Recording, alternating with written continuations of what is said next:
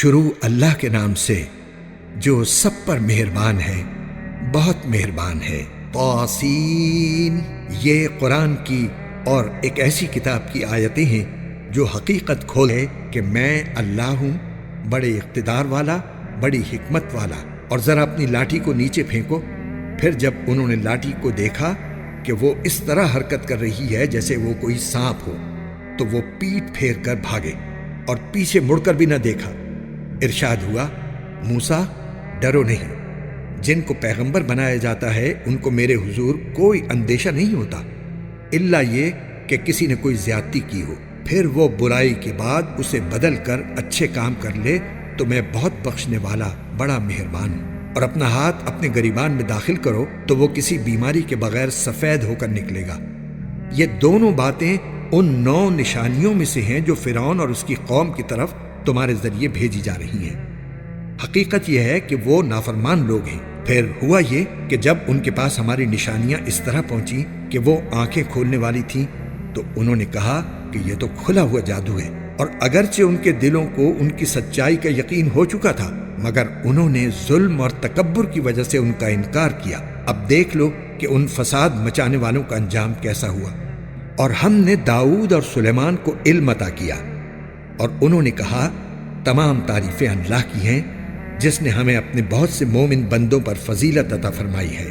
اور سلیمان کو داؤد کی وراثت ملی، اور انہوں نے کہا اے لوگو، ہمیں پرندوں کی بولی سکھائی گئی ہے اور ہمیں ہر ضرورت کی چیز عطا کی گئی ہے، یقیناً یہ اللہ تعالیٰ کا کھلا ہوا فضل ہے۔ اور سلیمان کے لیے ان کے سارے لشکر جمع کر دیے گئے تھے جو جنات، انسانوں اور پرندوں پر مشتمل تھے، چنانچہ انہیں قابو میں رکھا جاتا تھا، یہاں تک کہ ایک دن جب یہ سب چیونٹیوں کی وادی میں پہنچے تو ایک چیونٹی نے کہا، چیونٹیوں اپنے گھروں میں گھس جاؤ، کہیں ایسا نہ ہو کہ سلیمان اور ان کا لشکر تمہیں پیس ڈالے اور انہیں پتہ بھی نہ چلے۔ اس کی بات پر سلیمان مسکرا کر ہنسے اور کہنے لگے، میرے پروردگار، مجھے اس بات کا پابند بنا دیجئے کہ میں ان نعمتوں کا شکر ادا کروں جو آپ نے مجھے اور میرے والدین کو عطا فرمائی ہیں، اور وہ نیک عمل کروں جو آپ کو پسند ہو، اور اپنی رحمت سے مجھے اپنے نیک بندوں میں شامل فرما لیجئے۔ اور انہوں نے ایک مرتبہ پرندوں کی حاضری لی تو کہا، کیا بات ہے، مجھے ہدہد نظر نہیں آ رہا، کیا وہ کہیں غائب ہو گیا ہے؟ میں اسے سخت سزا دوں گا یا اسے ذبح کر ڈالوں گا، الا یہ کہ وہ میرے سامنے کوئی واضح وجہ پیش کرے۔ پھر ہدہد نے زیادہ دیر نہیں لگائی اور آ کر کہا کہ میں نے ایسی معلومات حاصل کی ہیں جن کا آپ کو علم نہیں ہے، اور میں ملک سبا سے آپ کے پاس ایک یقینی خبر لے کر آیا ہوں۔ میں نے وہاں ایک عورت کو پایا جو ان لوگوں پر بادشاہت کر رہی ہے، اور اس کو ہر طرح کا ساز و سامان دیا گیا ہے، اور اس کا ایک شاندار تخت بھی ہے۔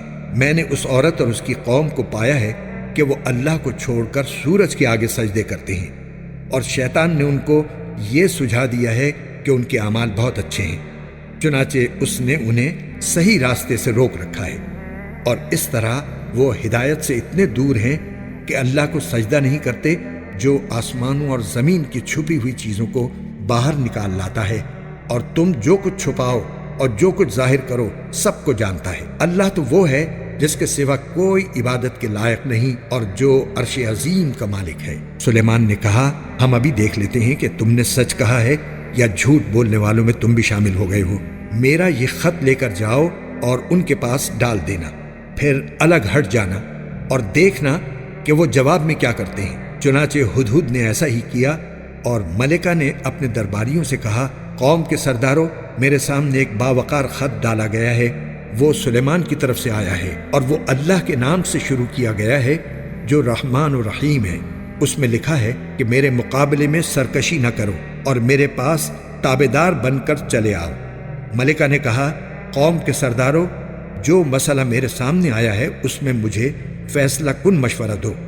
میں کسی مسئلے کا حتمی فیصلہ اس وقت تک نہیں کرتی جب تک تم میرے پاس موجود نہ ہو۔ انہوں نے کہا، ہم طاقتور اور ڈٹ کر لڑنے والے لوگ ہیں، آگے معاملہ آپ کے سپرد ہے، اب آپ دیکھ لیں کہ کیا حکم دیتی ہیں۔ ملکہ بولی، حقیقت یہ ہے کہ بادشاہ لوگ جب کسی بستی میں گھس آتے ہیں تو اسے خراب کر ڈالتے ہیں اور اس کے باعزت باشندوں کو ذلیل کر کے چھوڑتے ہیں، اور یہی کچھ یہ لوگ بھی کریں گے، اور میں ان کے پاس ایک تحفہ بھیجتی ہوں، پھر دیکھوں گی کہ ایلچی کیا جواب لے کر واپس آتے ہیں۔ چنانچہ جب ایلچی سلیمان کے پاس پہنچا تو انہوں نے کہا، کیا تم مال سے میری امداد کرنا چاہتے ہو؟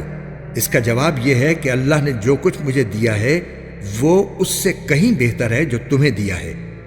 البتہ تم ہی لوگ اپنے تحفے پر خوش ہوتے ہو۔ ان کے پاس واپس جاؤ، کیونکہ اب ہم ان کے پاس ایسے لشکر لے کر پہنچیں گے جن کے مقابلے کی ان میں تاب نہیں ہوگی، اور انہیں وہاں سے اس طرح نکالیں گے کہ وہ ذلیل ہوں گے اور ماتحت بن کر رہیں گے۔ سلیمان نے کہا، اے اہل دربار، تم میں سے کون ہے جو اس عورت کا تخت ان کے تابعدار بن کر آنے سے پہلے ہی میرے پاس لے آئے؟ ایک قوی ہیکل جن نے کہا، آپ اپنی جگہ سے اٹھے بھی نہ ہوں گے کہ میں اس سے پہلے ہی اسے آپ کے پاس لے آؤں گا، اور یقین رکھیے کہ میں اس کام کی پوری طاقت رکھتا ہوں اور امانت دار بھی ہوں۔ جس کے پاس کتاب کا علم تھا وہ بول اٹھا، میں آپ کی آنکھ جھپکنے سے پہلے ہی اسے آپ کے پاس لے آتا ہوں۔ چنانچہ جب سلیمان نے وہ تخت اپنے پاس رکھا ہوا دیکھا تو کہا، یہ میرے پروردگار کا فضل ہے تاکہ وہ مجھے آزمائے کہ میں شکر کرتا ہوں یا ناشکری، اور جو کوئی شکر کرتا ہے تو وہ اپنے ہی فائدے کے لیے شکر کرتا ہے، اور اگر کوئی ناشکری کرے تو میرا پروردگار بے نیاز ہے، کریم ہے۔ سلیمان نے اپنے خدام سے کہا کہ اس ملکہ کے تخت کو اس کے لیے اجنبی بنا دو، دیکھیں وہ اسے پہچانتی ہے یا وہ ان لوگوں میں سے ہے جو حقیقت تک نہیں پہنچتے۔ غرض جب وہ آئی تو اس سے پوچھا گیا، کیا تمہارا تخت ایسا ہی ہے؟ کہنے لگی، ایسا لگتا ہے کہ یہ تو بالکل وہی ہے، ہمیں تو اس سے پہلے ہی آپ کی سچائی کا علم عطا ہو گیا تھا اور ہم سر جھکا چکے تھے، اور اب تک اس کو ایمان لانے سے اس بات نے روک رکھا تھا کہ وہ اللہ کے بجائے دوسروں کی عبادت کرتی تھی اور ایک کافر قوم سے تعلق رکھتی تھی۔ اس سے کہا گیا کہ اس محل میں داخل ہو جاؤ۔ اس نے جو دیکھا تو یہ سمجھی کہ یہ پانی ہے، اس لیے اس نے اپنے پائچے چڑھا کر اپنی پنڈلیاں کھول دی۔ سلیمان نے کہا، یہ تو محل ہے جو شیشوں کی وجہ سے شفاف نظر آ رہا ہے۔ ملکہ بول اٹھی، میرے پروردگار، حقیقت یہ ہے کہ میں نے اب تک اپنی جان پر ظلم کیا ہے، اور اب میں نے سلیمان کے ساتھ اللہ رب العالمین کی فرما برداری قبول کر لی ہے۔ اور ہم نے قوم سمود کے پاس ان کے بھائی صالح کو یہ پیغام دے کر بھیجا کہ تم اللہ کی عبادت کرو، تو اچانک وہ دو گروہ بن گئے جو آپس میں جھگڑنے لگے۔ صالح نے کہا، میری قوم کے لوگوں، اچھائی سے پہلے برائی کو کیوں جلدی مانگتے ہو؟ تم اللہ سے معافی کیوں نہیں مانگتے تاکہ تم پر رحم فرمایا جائے؟ انہوں نے کہا، ہم نے تو تم سے اور تمہارے ساتھیوں سے برا شگون لیا ہے۔ صالح نے کہا، تمہارا شگون تو اللہ کے قبضے میں ہے، البتہ تم لوگوں کی آزمائش ہو رہی ہے۔ اور شہر میں 9 آدمی ایسے تھے جو زمین میں فساد مچاتے تھے اور اصلاح کا کام نہیں کرتے تھے۔ انہوں نے آپس میں ایک دوسرے سے کہا، سب مل کر اللہ کی قسم کھاؤ کہ ہم صالح اور اس کے گھر والوں پر رات کے وقت حملہ کریں گے، پھر اس کے وارث سے کہہ دیں گے کہ ہم ان گھر والوں کی ہلاکت کے وقت موجود ہی نہ تھے، اور یقین جانو ہم بالکل سچے ہیں۔ انہوں نے یہ چال چلی اور ہم نے بھی ایک چال اس طرح چلی کہ ان کو پتہ بھی نہ لگ سکا۔ اب دیکھو کہ ان کی چال بازی کا انجام کیسا ہوا کہ ہم نے انہیں اور ان کی ساری قوم کو تباہ کر کے رکھ دیا۔ چنانچہ وہ رہے ان کے گھر جو ان کے ظلم کی وجہ سے ویران پڑے ہیں۔ یقیناً اس واقعے میں ان لوگوں کے لیے عبرت کا سامان ہے جو علم سے کام لیتے ہیں، اور جو لوگ ایمان لائے تھے اور تقوی اختیار کیے ہوئے تھے ان سب کو ہم نے بچا لیا۔ اور ہم نے لوط کو پیغمبر بنا کر بھیجا، جبکہ انہوں نے اپنی قوم سے کہا تھا کہ کیا تم کھلی آنکھوں دیکھتے ہوئے بھی بے حیائی کا یہ کام کرتے ہو؟ کیا یہ کوئی یقین کرنے کی بات ہے کہ تم اپنی جنسی خواہش کے لیے عورتوں کو چھوڑ کر مردوں کے پاس جاتے ہو؟ حقیقت یہ ہے کہ تم بڑی جہالت کے کام کرنے والے لوگ ہو۔ اس پر ان کی قوم کا کوئی جواب اس کے سوا نہیں تھا کہ لوط کے گھر والوں کو اپنی بستی سے نکال باہر کرو، یہ بڑے پاک باز بنتے ہیں۔ پھر ہوا یہ کہ ہم نے لوط اور اس کے گھر والوں کو بچا لیا، سوائے ان کی بیوی کے، جس کے بارے میں ہم نے یہ طے کر دیا تھا کہ وہ پیچھے رہ جانے والوں میں شامل رہے گی۔ اور ہم نے ان پر ایک زبردست بارش برسائی، چنانچہ بہت بری بارش تھی جو ان لوگوں پر برسی جنہیں پہلے سے خبردار کر دیا گیا تھا۔ اے پیغمبر، کہو تمام تعریفیں اللہ کے لیے ہیں، اور سلام ہو اس کے ان بندوں پر جن کو اس نے منتخب فرمایا ہے۔ بتاؤ، کیا اللہ بہتر ہے یا وہ جن کو ان لوگوں نے اللہ کی خدائی میں شریک بنا رکھا ہے؟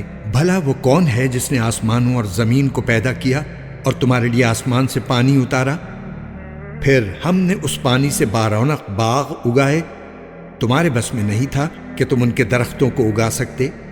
کیا پھر بھی تم کہتے ہو کہ اللہ کے ساتھ کوئی اور خدا ہے؟ نہیں، بلکہ ان لوگوں نے راستے سے منہ موڑ رکھا ہے۔ بھلا وہ کون ہے جس نے زمین کو قرار کی جگہ بنایا اور اس کے بیچ بیچ میں دریا پیدا کیے اور اس کو ٹھہرانے کے لیے پہاڑوں کی میخیں گاڑ دی اور دو سمندروں کے درمیان ایک آڑ رکھ دی؟ کیا پھر بھی تم کہتے ہو کہ اللہ کے ساتھ کوئی اور خدا ہے؟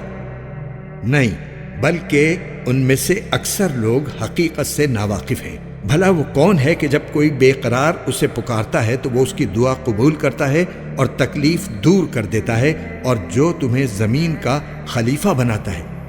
کیا پھر بھی تم کہتے ہو کہ اللہ کے ساتھ کوئی اور خدا ہے؟ نہیں، بلکہ تم بہت کم نصیحت قبول کرتے ہو۔ بھلا وہ کون ہے جو خشکی اور سمندر کے اندھیروں میں تمہیں راستہ دکھاتا ہے، اور جو اپنی رحمت کی بارش سے پہلے ہوائیں بھیجتا ہے جو تمہیں بارش کی خوشخبری دیتی ہیں؟ کیا پھر بھی تم کہتے ہو کہ اللہ کے ساتھ کوئی اور خدا ہے؟ نہیں، بلکہ اللہ اس شرک سے بہت بالا و برتر ہے جس کا ارتکاب یہ لوگ کر رہے ہیں۔ بھلا وہ کون ہے جس نے ساری مخلوق کو پہلی بار پیدا کیا، پھر وہ اس کو دوبارہ پیدا کرے گا، اور جو تمہیں آسمان اور زمین سے رزق فراہم کرتا ہے؟ کیا پھر بھی تم کہتے ہو کہ اللہ کے ساتھ کوئی اور خدا ہے؟ کہو، لاؤ اپنی کوئی دلیل اگر تم سچے ہو۔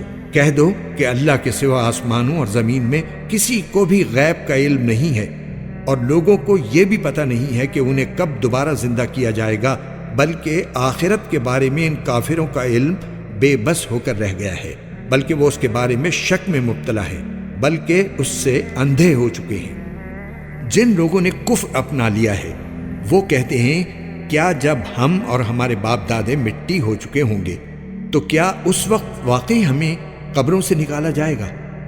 ہم سے اور ہمارے باپ دادوں سے اس قسم کے وعدے پہلے بھی کیے گئے تھے، لیکن ان کی حقیقت اس کے سوا کچھ نہیں کہ یہ قصے کہانیاں ہیں جو پرانے زمانے کے لوگوں سے نقل ہوتی چلی آ رہی ہیں۔ کہو کہ ذرا زمین میں سفر کر کے دیکھو کہ مجرموں کا انجام کیسا ہوا ہے، اور اے پیغمبر تم ان لوگوں پر غم نہ کرو، اور یہ جس مکاری کا مظاہرہ کر رہے ہیں ان کی وجہ سے گھٹن محسوس نہ کرو۔ یہ تم سے یوں کہتے ہیں کہ یہ وعدہ کب پورا ہوگا اگر تم سچے ہو۔ کہہ دو کہ کچھ بعید نہیں ہے کہ جس عذاب کی تم جلدی مچا رہے ہو اس کا کچھ حصہ تمہارے بالکل پاس آ لگا ہو، اور حقیقت یہ ہے کہ تمہارا پروردگار لوگوں پر بہت فضل کرنے والا ہے، لیکن ان میں سے اکثر لوگ شکر نہیں کرتے۔ اور یقین رکھو کہ تمہارا پروردگار وہ ساری باتیں بھی جانتا ہے جو ان کے سینے چھپائے ہوئے ہیں، اور وہ باتیں بھی جو وہ اعلانیہ کرتے ہیں۔ اور آسمان اور زمین کی کوئی پوشیدہ چیز ایسی نہیں ہے جو ایک واضح کتاب میں درج نہ ہو۔ واقعہ یہ ہے کہ یہ قرآن بنو اسرائیل کے سامنے اکثر ان باتوں کی حقیقت واضح کرتا ہے جن میں وہ اختلاف کرتے ہیں، اور یقیناً یہ ایمان لانے والوں کے لیے ہدایت اور رحمت ہے، اور تمہارا پروردگار یقیناً ان کے درمیان اپنے حکم سے فیصلہ کرے گا، اور وہ بڑا اقتدار والا، بڑا علم والا ہے۔ لہٰذا اے پیغمبر تم اللہ پر بھروسہ رکھو، یقیناً تم کھلے کھلے حق پر ہو۔ یاد رکھو کہ تم مردوں کو اپنی بات نہیں سنا سکتے، اور نہ تم بہروں کو اپنی پکار سنا سکتے ہو جب وہ پیٹ پھیر کر چل کھڑے ہوں، اور نہ تم اندھوں کو ان کی گمراہی سے بچا کر راستے پر لا سکتے ہو۔ تم تو انہی لوگوں کو اپنی بات سنا سکتے ہو جو ہماری آیتوں پر ایمان لائیں، پھر وہی لوگ فرما بردار ہوں گے۔ اور جب ہماری بات پوری ہونے کا وقت ان لوگوں پر آ پہنچے گا تو ہم ان کے لیے زمین سے ایک جانور نکالیں گے جو ان سے بات کرے گا کہ لوگ ہماری آیتوں پر یقین نہیں رکھتے تھے۔ اور اس دن کو نہ بھولو جب ہم ہر امت میں سے ان لوگوں کی پوری فوج کو گھیر لائیں گے جو ہماری آیتوں کو جھٹلایا کرتے تھے، پھر ان کی جماعت بندی کی جائے گی، یہاں تک کہ جب سب آ جائیں گے تو اللہ کہے گا کہ کیا تم نے میری آیتوں کو پوری طرح سمجھے بغیر ہی جھٹلا دیا تھا، یا کیا کرتے رہے تھے؟ اور انہوں نے جو ظلم کیا تھا اس کی وجہ سے ان پر عذاب کی بات پوری ہو جائے گی، چنانچہ وہ کچھ بول نہیں سکیں گے۔ کیا انہوں نے دیکھا نہیں کہ ہم نے رات اس لیے بنائی ہے کہ وہ اس میں سکون حاصل کریں، اور دن اس طرح بنایا ہے کہ اس میں چیزیں دکھائی دیں؟ یقیناً اس میں ان لوگوں کے لیے بڑی نشانیاں ہیں جو ایمان لاتی ہیں۔ اور جس دن سور پھونکا جائے گا تو آسمانوں اور زمین کے سب رہنے والے گھبرا اٹھیں گے سوائے ان کے جنہیں اللہ چاہے گا، اور سب اس کے پاس جھکے ہوئے حاضر ہوں گے۔ تم آج پہاڑوں کو دیکھتے ہو تو سمجھتے ہو کہ یہ اپنی جگہ جمے ہوئے ہیں، حالانکہ اس وقت وہ اس طرح پھر رہے ہوں گے جیسے بادل پھرتے ہیں۔ یہ سب اللہ کی کاریگری ہے جس نے ہر چیز کو مستحکم طریقے سے بنایا ہے۔ یقیناً اسے پوری خبر ہے کہ تم کیا کام کرتے ہو۔ جو کوئی نیکی لے کر آئے گا اسے اس سے بہتر بدلہ ملے گا، اور ایسے لوگ اس دن ہر قسم کی گھبراہٹ سے محفوظ ہوں گے۔ اور جو کوئی برائی لے کر آئے گا تو ایسے لوگوں کو منہ کے بل آگ میں ڈال دیا جائے گا۔ تمہیں کسی اور بات کی نہیں، انہی اعمال کی سزا دی جائے گی جو تم کیا کرتے تھے۔ اے پیغمبر، ان سے کہہ دو کہ مجھے تو یہی حکم ملا ہے کہ میں اس شہر کے رب کی عبادت کروں جس نے اس شہر کو حرمت بخشی ہے، اور ہر چیز کا مالک وہی ہے، اور مجھے یہ حکم ملا ہے کہ میں فرما برداروں میں شامل رہوں، اور یہ کہ میں قرآن کی تلاوت کروں۔ اب جو شخص ہدایت کے راستے پر آئے وہ اپنے ہی فائدے کے لیے راستے پر آئے گا، اور جو گمراہی اختیار کرے تو کہہ دینا کہ میں تو بس ان لوگوں میں سے ہوں جو خبردار کرتے ہیں۔ اور کہہ دو کہ تمام تعریفیں اللہ کی ہیں، وہ تمہیں اپنی نشانیاں دکھائے گا، پھر تم انہیں پہچان بھی لوگے، اور تمہارا پروردگار تمہارے کاموں سے بے خبر نہیں ہے۔